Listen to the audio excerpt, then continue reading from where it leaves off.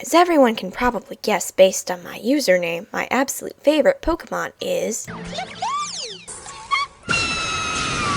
Hey, no flames! Clefairy may not be the most powerful Pokemon, but that doesn't mean she isn't awesome. And today, I'm going to explain exactly why I like this little normal type. I more than likely am going to end up in full gush mode, so I apologize ahead of time. To start, I need to explain the history I have with Clefairy.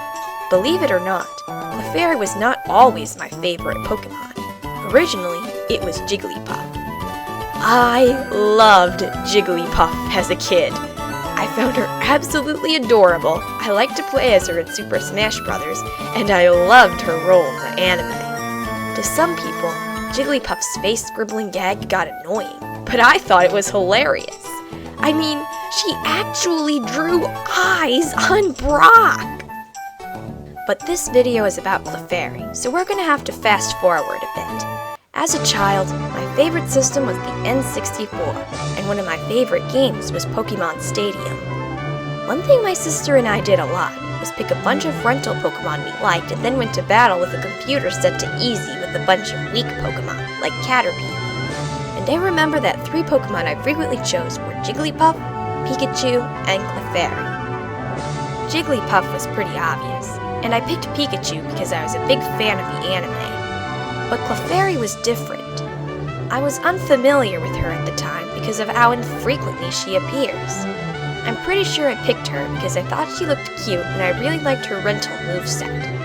I still remember it to this day, even though I haven't played Stadium in years. She had Body Slam, Thunderbolt, Blizzard, and Psychic, which I knew were powerful attacks. And let's not forget her cry and entry moves. Cutest whistle ever. Clefairy also had her minigame, Clefairy Says, but I never played it much because I was really bad at it. At some point after this, I received a book on the Pokemon trading card game, and it had a fairly complete card database inside. I like to read, so I read all of the comments the book had for the Pokemon. When I got to Clefairy, I came across an interesting tidbit. If I recall correctly, it said something like, a Clefairy was originally going to be the star of the game and cartoon, but a last-second decision resulted in Ash getting Pikachu instead. This blew my young mind, and I instantly became very intrigued in the Pink Fairy. I can't quite remember when I started considering Clefairy my favorite, but it couldn't have been long after this because I remember using the Clefairy nicknamed Moon Fairy on the Pokemon Red team. As time went on, I remained extremely fond of Clefairy, but I began to grow a strong dislike towards Pikachu. The yellow mouse's face is painted all over Pokemon, while Clefairy was reduced to being a slot machine mascot at best.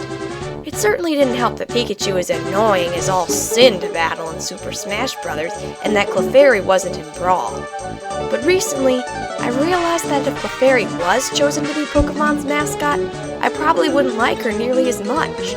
I've always been fond of the underdogs, with a case in point being Luigi. So I'm now actually kind of glad Clefairy's out of the spotlight, though she is still quite popular in Japan. Now that the history is out of the way, it's time to focus on the technical stuff, namely Clefairy's concept, design, stats, and moves. Her concept is very simple. She's a fairy, as evidenced by both her English and Japanese names, and like most fairies, she's very difficult to find.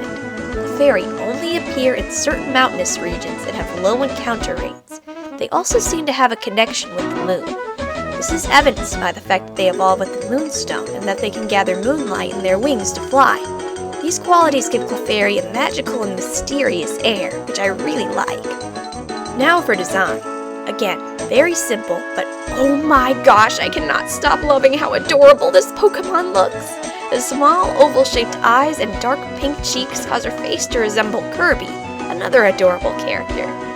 The swirly hair and tail are nice touches, and her ears and wings are so cute! And while Clefairy has claws and fangs, they actually add to her charm rather than make her appear menacing. The anime also shows that Clefairy tend to bounce around rather than walk, a trait I find adorable.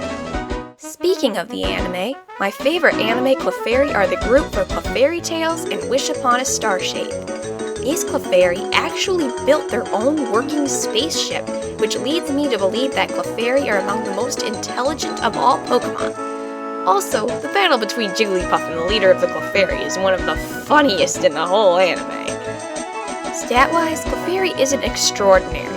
Her best stat is her HP, which caps at a decent 344.